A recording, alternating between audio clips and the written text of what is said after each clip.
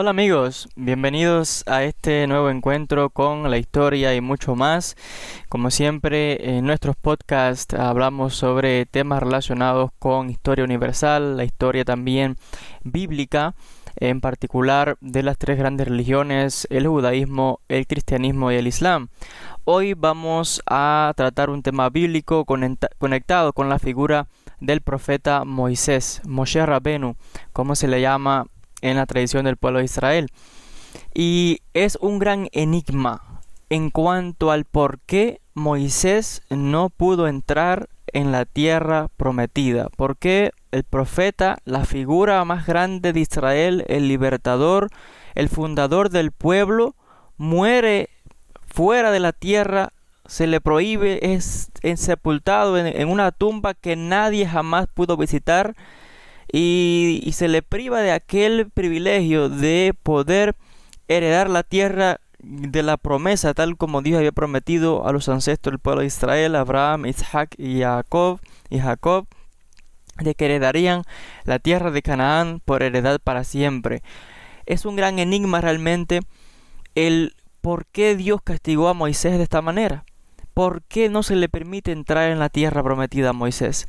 Vamos a tratar de desentrañar este gran misterio, porque de hecho es virtualmente casi que imposible de encontrar una respuesta. Se han dado muchas respuestas, pero en la vida real pareciera ser de que el propio autor bíblico no quisiese revelar el motivo concreto, sino que de forma vaga deja que el lector por su cuenta comience a crear especulaciones y a preguntarse y a él mismo pues tratar de averiguar la respuesta que no está tan implícita en el mismo texto. Pero vamos a explicar las diferentes opiniones de los comentaristas, de los autores bíblicos, de los maestros que han dado al respecto a través de los diferentes siglos en cuanto a esta razón. Y es que de hecho, ya les decía, no resulta fácil descubrir esa falta que cometió Moisés. De hecho, nos enteramos de que había pecado solo cuando el mismo Moisés, al llegar a la entrada de la tierra prometida en las llanuras de Moab, frente al río Jordán, reúne a todos los hijos de Israel y pronuncia un discurso en el que les comunica que no podrá pasar el río con ellos y tomar posesión del nuevo territorio porque Dios se lo ha prohibido. Y les explica la razón, entre comillas. Ahora, ¿cuál es esta razón? En cuanto a este punto, hemos de explicar diferentes acontecimientos que tuvieron lugar. Uno de ellos fue el acontecimiento de los 12 espías. Y vamos a comenzar por aquí porque normalmente siempre la mayoría de los comentaristas o de la gente inmediatamente asocia el incidente de las aguas de Meribá, donde se golpea la roca, etcétera, etcétera. Inmediatamente van por ahí, pero parece ser que la cosa va un poquito con anterioridad. Y hay que tener presente este contexto porque de hecho el mismo Moisés lo menciona en el texto bíblico. En cuanto al incidente de los dos espías, cuando la nación estaba pues acampado en las afueras de la tierra prometida, hay un incidente donde el texto bíblico nos dice que Dios le dice a Moisés, envía si así lo deseas hombres para que exploren la tierra de Canaán que yo doy a los hijos de Israel. Y de hecho, esta expresión en hebreo, traducido como envía si lo deseas hombres para que exploren la tierra, o sea, espías, en hebreo es shelach lecha, o sea, envía si lo deseas, o literalmente por tu cuenta. O sea, Dios le dio permiso a Moisés para que enviase a los espías, pero fue una decisión propia de Moisés. Y en cuanto a este incidente, fue algo muy importante que de hecho resultó en que toda esa generación perdiese la vida en el desierto y no pudiese entrar tampoco a la tierra prometida. El texto nos habla, y es todo un gran enigma, de este episodio de los espías y nos confronta con múltiples interrogantes. Entre ellas, el comentario al texto de Bamidbar, de Números, capítulo 13, habla y nos plantea diferentes enigmas. Por ejemplo, ¿Por qué era necesario enviar espías a la tierra? ¿Acaso la promesa de Dios no bastaba, donde estaba protegiendo hasta este momento? Después de esta misión, con sus desastrosas consecuencias, ¿por qué Moisés y Josué o Yoshua en hebreo volvieron a enviar expediciones semejantes? Porque sabemos que Josué y Yoshua envió también otros espías a la tierra. ¿Por qué Dios le permitió a Moisés que enviase espías? Si Moshe estaba a favor, o sea, de enviar a los espías, ¿por qué le echó la culpa al pueblo de haber solicitado tal cosa? Y eso lo encontramos, de hecho, en el libro de Deuteronomio capítulo 1, versículo 22, donde Moisés culpa al pueblo. Le dice, por culpa de ustedes, no voy a poder entrar a la tierra. Puesto que Moisés dio a los espías una lista detallada de preguntas sobre la tierra, ¿por qué les censuró por haber dicho la verdad? Y como ellos la percibían. O sea, porque los espías solamente dijeron lo que vieron. No fue mentira lo que dijeron, fue verdad. Entonces, ¿por qué los va a castigar por eso? De hecho, muchos años más tarde, Moshe mismo dio una descripción igualmente aterradora del impresionante poderío de las naciones cananeas que aguardaban a los israelitas para combatirlos. Razón por la cual, entonces, ¿por qué fueron los espías castigados por haber dicho esencialmente lo mismo?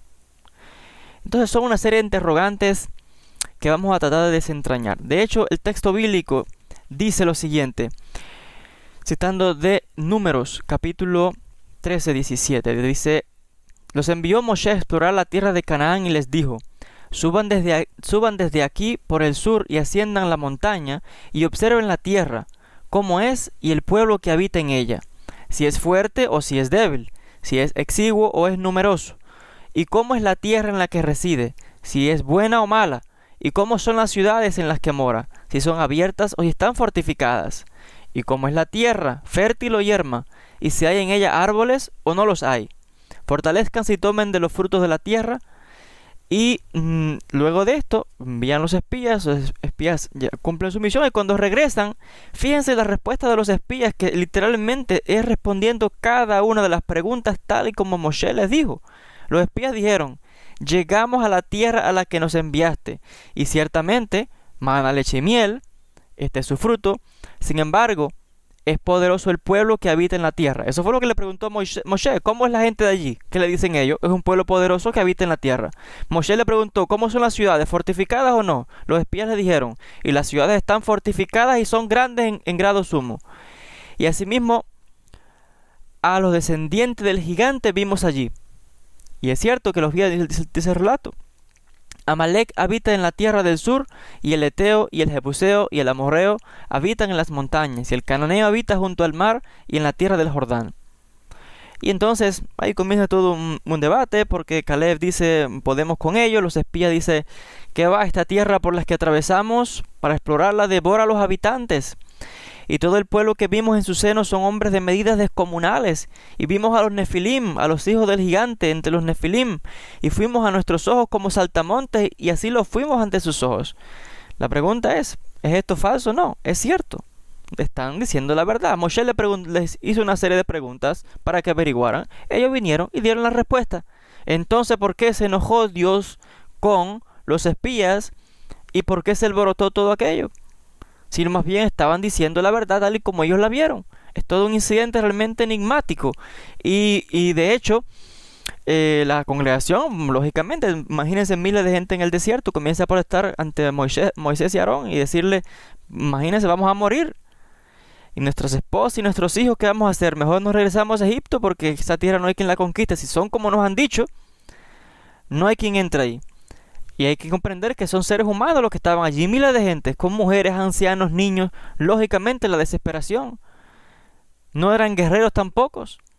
Pero aún así es el texto que Dios se enfureció con ellos y dice, esta generación no va a entrar. Imagínense qué terrible. Dice, porque no confiaron, no han tenido fe, no confiaron en mí. O sea que aquí Dios pasó espada rápido. No perdonó aquí este incidente.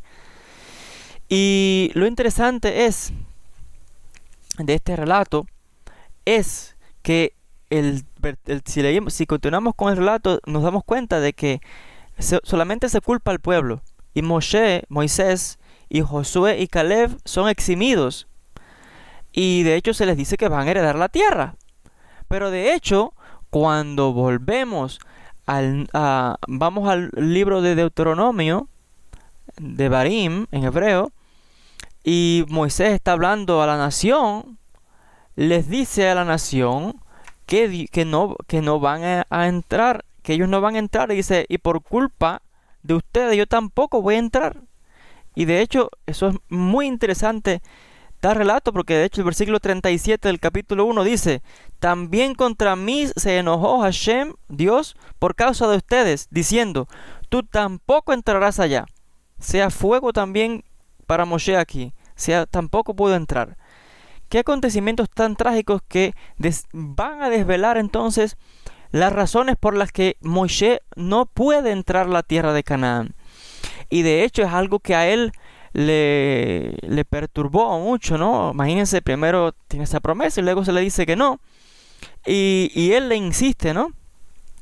Le insiste a Dios que lo deje, por favor, que lo deje entrar. Si leemos en el libro de Deuteronomio, en el capítulo 3, versículo 23 hasta el 28, literalmente dice que Moisés le suplicó a Hashem, diciendo, mi Señor, tú has comenzado a mostrar a tu siervo tu grandeza y tu mano fuerte. Permíteme ahora pasar y ver la tierra buena que está al otro lado del Jordán.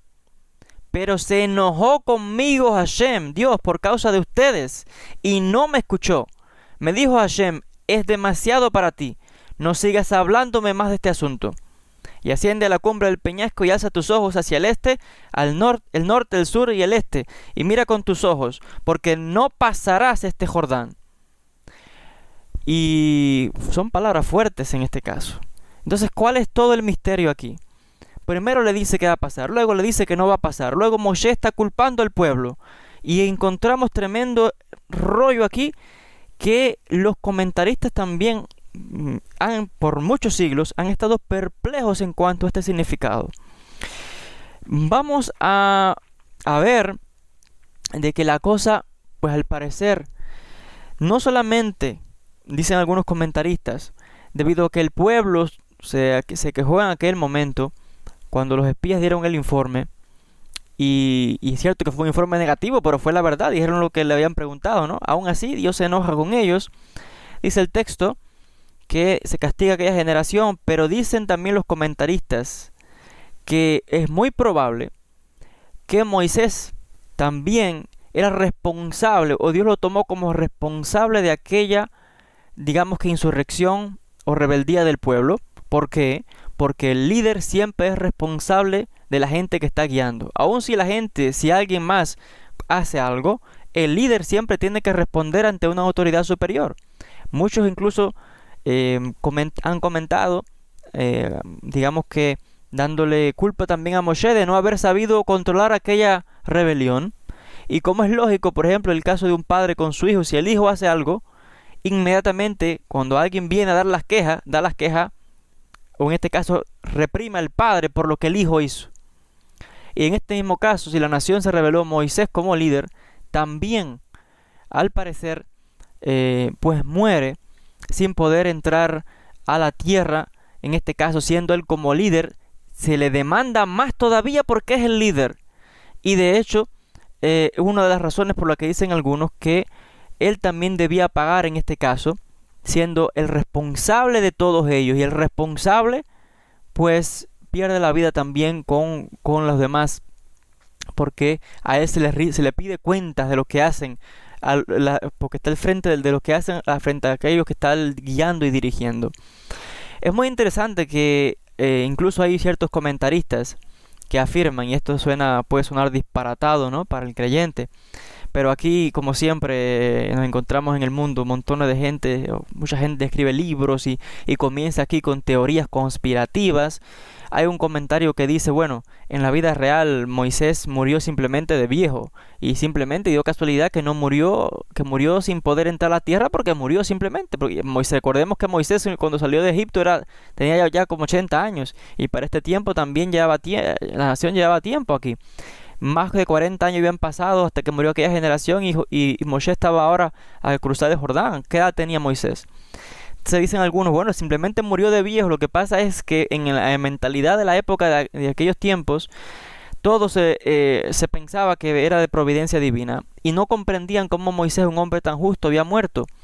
¿Cómo pudiera ser que haya perdido la vida? Por tanto, tuvieron que encontrar un motivo por el cual él falleció, para que Dios actuase de esa manera. Otro comentario que puede sonar, este sí puede sonar más atrevido y disparatado, digamos, pero lo he escuchado y lo menciono como referencia, y aquí otra vez son las teorías conspirativas, y es que dicen, recordemos que Yoshua, de hecho que su nombre era, o Josué, como le traducen en castellano, pero su nombre en realidad era Oseas, o Joshea, que de hecho Moisés le cambia el nombre y le pone Yoshua, o Josué en castellano. Y en cuanto a esto, hay una teoría conspirativa, esto lo escuché, que alguien afirma que como sabían que él iba a ser el líder, dicen algunos atrevidos, que Josué, para hacerse con el poder, le dio muerte a Moisés y se apoderó del poder en este caso y se mantuvo en este caso al frente de la nación y fue el que entró con el pueblo.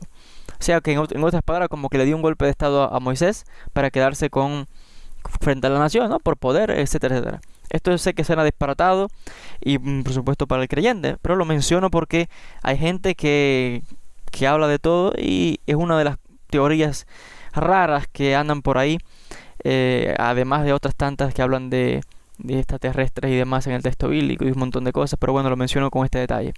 Ahora, la cosa no acaba aquí, y hay otro incidente del que podría ser la razón, o donde podríamos encontrar la razón por la que en este caso Moisés no entró a la tierra, y es el incidente de las aguas de Meribá, que es el texto más digamos más conocido de este pecado de la nación, y es algo que está conectado, donde la nación de Israel entra ahora, está acampada en Kadesh, y dice el texto que no había agua y la gente comienza a quejarse otra vez, que concentrarse, la gente en medio del desierto ardiente, donde no hay nada, no hay agua, no hay hierba, no hay aquello es desierto, arena pura. ¿Quién puede vivir en el desierto? La gente, lógicamente, ancianos, mujeres, niños, todo el mundo comienza a quejarse y empieza a pedir agua aunque sea. No hay ni para beber, decía la gente. Y dice el texto que fueron ante Moisés y Aarón y pues le dijeron todo aquello, ¿no? Moisés y Aarón fueron entonces a inquirir frente a Dios. Y el texto bíblico dice el texto, y cito de Números, capítulo 20, versículo 8. Habló Hashem a Moshe diciendo: toma el cayado, o sea la vara, y reúne a la congregación, tú y Aarón tu hermano, y le hablarán a la roca ante sus ojos, y darás sus aguas, y harás salir para ellos agua de la roca, y darás de beber a la congregación y a sus animales. Y tomó Moisés o Moshe el cayado que estaba ante Hashem como le ordenó.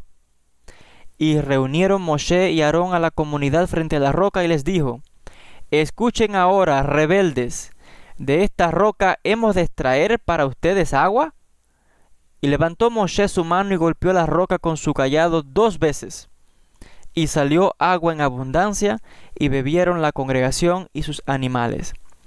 Dijo Hashem a Moshe y a Aarón: puesto que no han creído en mí para santificarme ante los ojos de los hijos de Israel, por ello no traerán esta comunidad a la tierra que les di. Y de hecho, dice el texto, estas son las aguas de la contienda donde contendieron los hijos de Israel contra Hashem, y él fue santificado por medio de ellos. Aquí parece ser que está el pecado de Moshe, el pecado de Moisés. Y realmente los exégetas, según el comentario del texto bíblico, lidian con esta cuestión para definir exactamente la naturaleza de este pecado. Y en el curso de los comentarios, el Ramban, Rabbi Moshe ben Nahmani desde Girona, en España, declara y dice: este asunto es uno de los grandes secretos ocultos en los misterios de la Torá.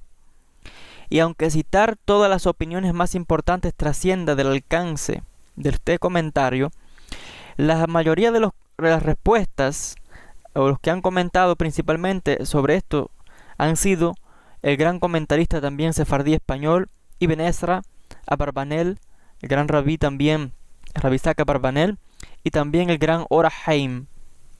Y encontramos diferentes puntos de vista en cuanto a esto.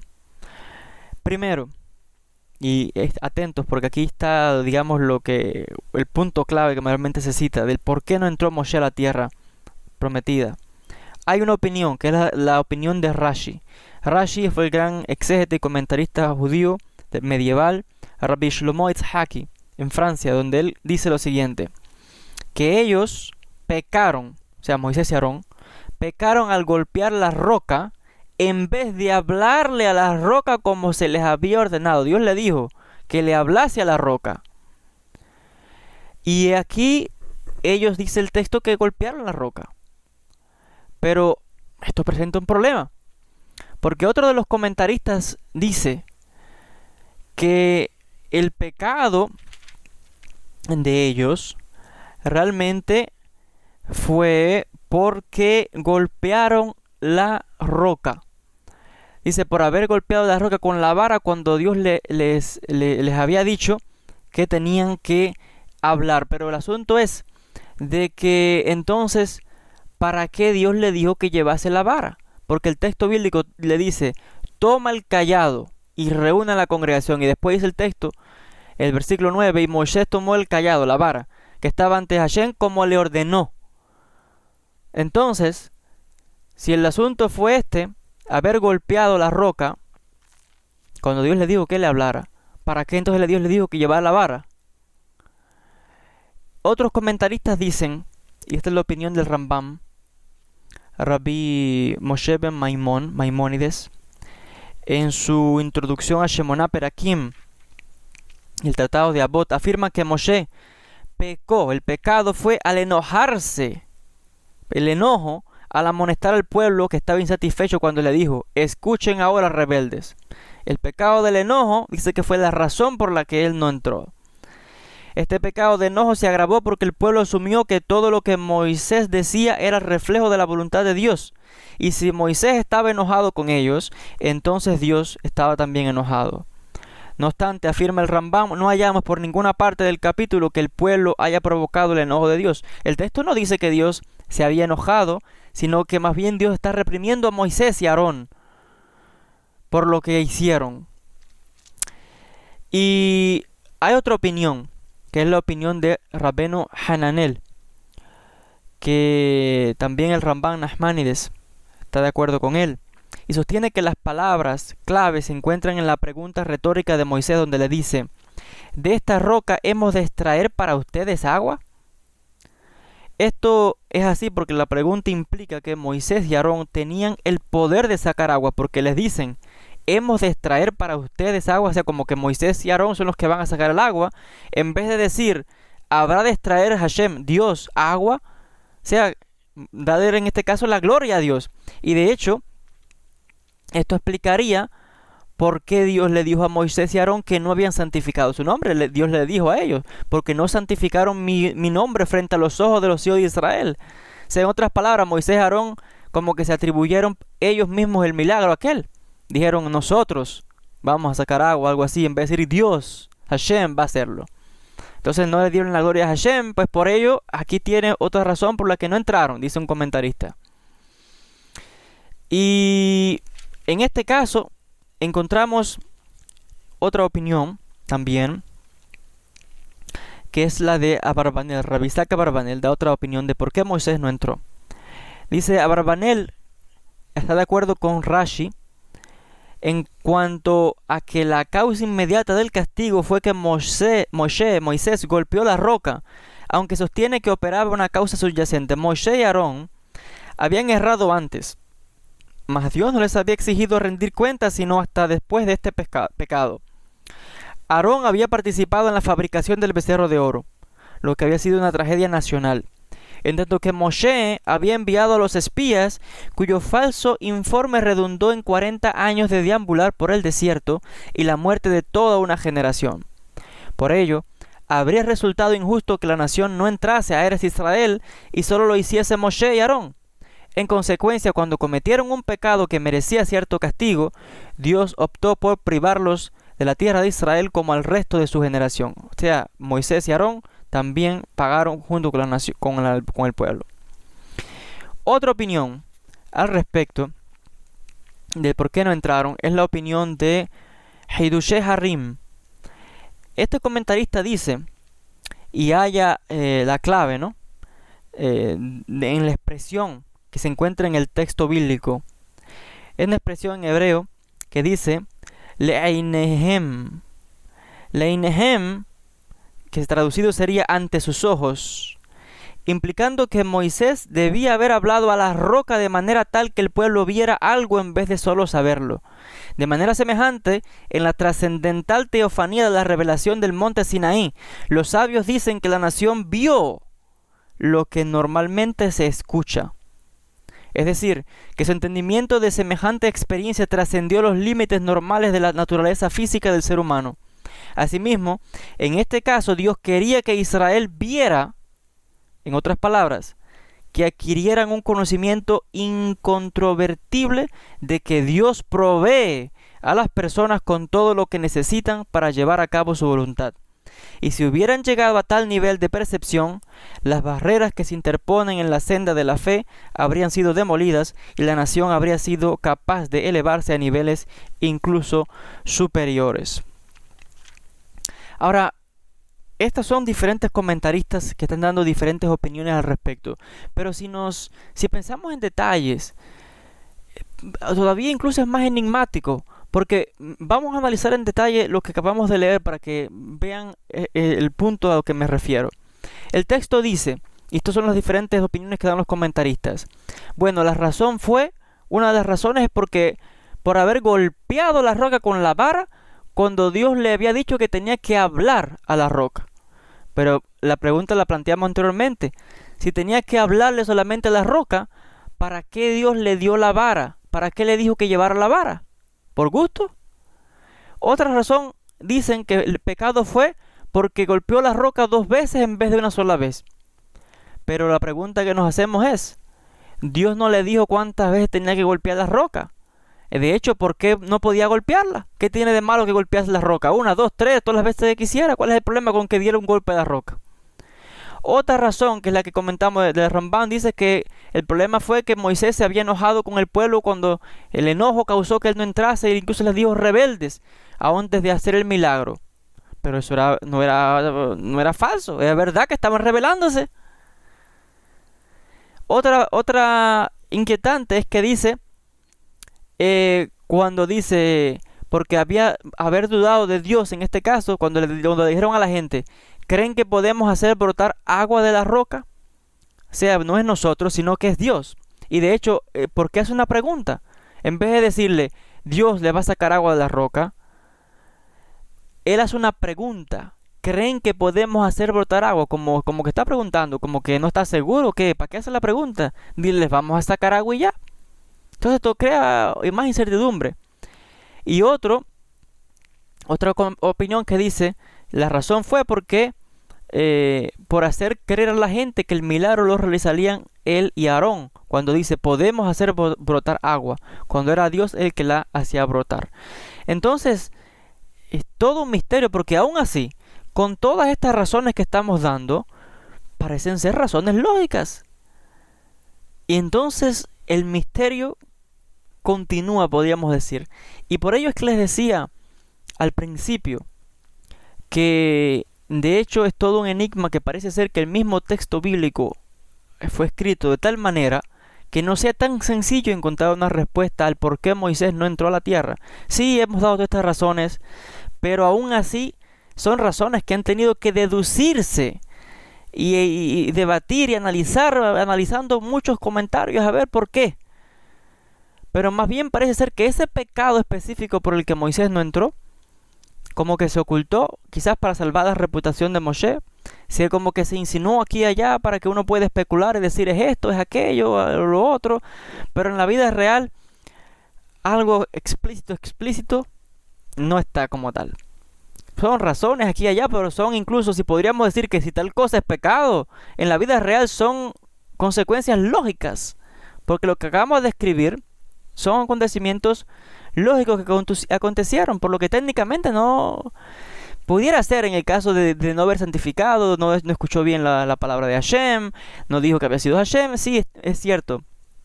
Pero aún así, ¿acaso Moshe no se arrepintió? Dice el texto que le rogó, se pidió perdón. ¿Por qué Hashem no le quiso perdonar aquello?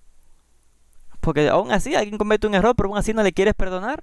La nación también murmuró y fue castigada toda aquella generación a morir en el desierto. Pero también dice que lloraron y se arrepintieron, aún así no pudieron entrar. Moshe también lloró y suplicó y no pudo entrar Moshe. Entonces son enigmas, y de hecho vuelvo a repetir, y eso lo dice el gran cabalista Rabbi Moshe ben Nachmani desde Girona, cuando le cité en sus palabras el comentario bíblico donde dice: este asunto es uno de los grandes secretos ocultos en los misterios de la Torá. Entonces, hasta aquí les dejo con esta reflexión, que espero haber por lo menos arrojado un poquito más de luz, o no sé si los habré dejado todavía más confundidos. Y si están todavía más confundidos, con más razón tiene lógica lo que acabo de explicar, para que vean que no es tan sencillo dar una explicación al texto bíblico así: A plus B es igual a C, A más B igual a C. No es tan fácil dar una explicación al texto bíblico. Hay que buscar análisis, hay que interpretar, hay que buscar aquí y allá en diferentes versículos y pasajes. Pero aún así hay muchas partes del texto bíblico que continúan siendo misterios y solamente podemos especular al respecto. Agradecidos a todos por la atención. Siempre les recuerdo que visiten los demás contenidos de este canal para que sigan aprendiendo de temas de historia. Recordarles también que pueden visitar la radiodelahistoria.com, como cada lunes, el programa de radio que sale a las 8 de la noche hora de España, donde podrán escucharme y también encontrar muchísimo material de historia en la radiodelahistoria.com y también en las redes sociales con el hashtag HistoMisterio. Agradecidos a todos por su atención. Ha sido un placer haber estado con ustedes el día de hoy. Muchísimas gracias por haberme escuchado. Deje sus comentarios al respecto, a ver qué le parece sobre este punto, cuáles son sus opiniones, y agradecido otra vez. Gracias a todos y hasta un próximo podcast.